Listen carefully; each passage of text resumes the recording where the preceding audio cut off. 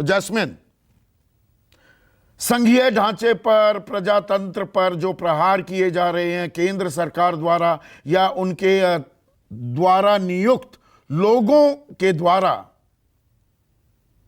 उसके खिलाफ खड़ी है कांग्रेस पार्टी। आपकी जो मांग थी क्या पूरा करती दिख रही है कांग्रेस, या इसमें भी कुछ राजनीति दिख रही है आपको? संदीप जी, पहले तो मैं जो स्टेटमेंट जयराम रमेश जी ने दिया है उसका स्वागत करता हूं, क्योंकि आज तक जब से दिल्ली में काला अध्यादेश आया हुआ है, जिसको लगभग अब 1 महीना होने जा रहा है, तब तक कांग्रेस के जितने भी नेता हैं, खास करके दिल्ली और पंजाब के, केवल और केवल इस अध्यादेश के पक्ष में बोलते आए हैं।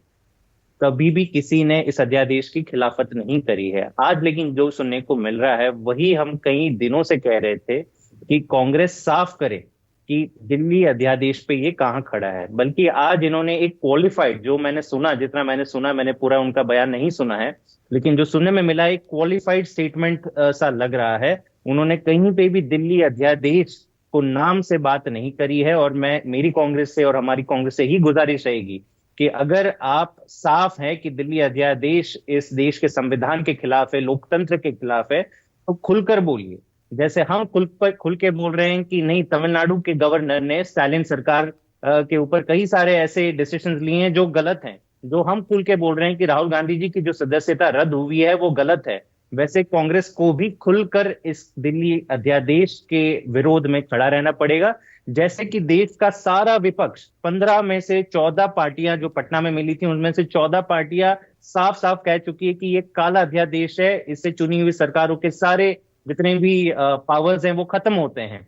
तो मेरे ख्याल से it is a positive step forward. इसको मैं कहीं से भी गलत नहीं देख रहा, हम इसे गलत नहीं देख रहे हैं, लेकिन कांग्रेस को खुलकर दिल्ली अध्यादेश को का नाम लेकर उसका विरोध करना बहुत जरूरी होगा।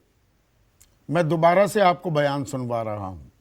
खुलकर कई बातें कही गई हैं, आपने क्वालिफाइड शब्द इस्तेमाल किया कि ये थोड़ी सी क्वालिफाइड एक बयान है, तो वो बयान दोबारा से चलाइए। 1 मिनट, जयराम रमेश का बयान दोबारा चलाइए। जो आक्रमण संघीय ढांचा पर हो रहा है, जो चुने हुए सरकारों पर आक्रमण हो रहा है, प्रत्यक्ष रूप से और अप्रत्यक्ष रूप से मोदी सरकार द्वारा और मोदी सरकार के नियुक्त किए गए व्यक्तियों के द्वारा, उसके हम खिलाफ रहे हैं और रहेंगे, और इसके खिलाफ हम लड़ते रहेंगे। चुनी हुई सरकारों पर और मोदी सरकार और उनके द्वारा नियुक्त लोगों के द्वारा जो आक्रमण हो रहा है उसके खिलाफ है। ये पूरा बयान मैंने आपको सुनवा दिया। अभी भी आप एक स्पेसिफिक बयान की दरकार करते हैं, या 18 तारीख को अब माना जाए? 2 दिन पहले आपने कहा था नहीं, अभी अरविंद केजरीवाल नहीं जाएंगे। अब बेंगलुरु की यात्रा की तैयारी शुरू हो जाएगी।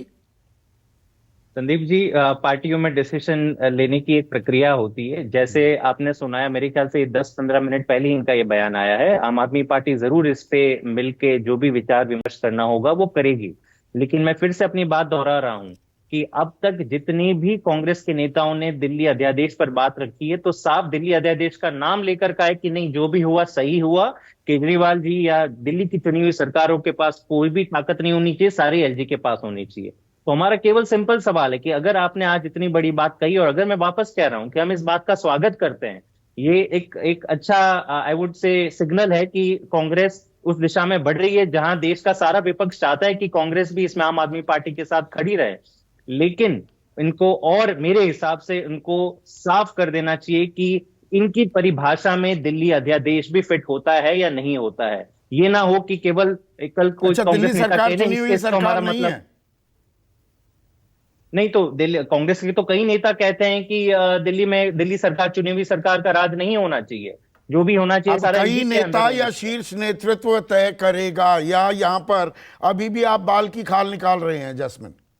नहीं, बाल की खाल की बात नहीं है। मैं वापस कह रहा हूं संदीप जी कि ये बहुत अच्छा स्टेप है, और बहुत ये सुनने के लिए पूरा देश का विपक्ष अभी तक वेट कर रहा है। पटना की बैठक से कांग्रेस ने कहा कि हम विचार विमर्श करेंगे और दिल्ली के अध्यादेश पर अपनी बात साफ कहेंगे।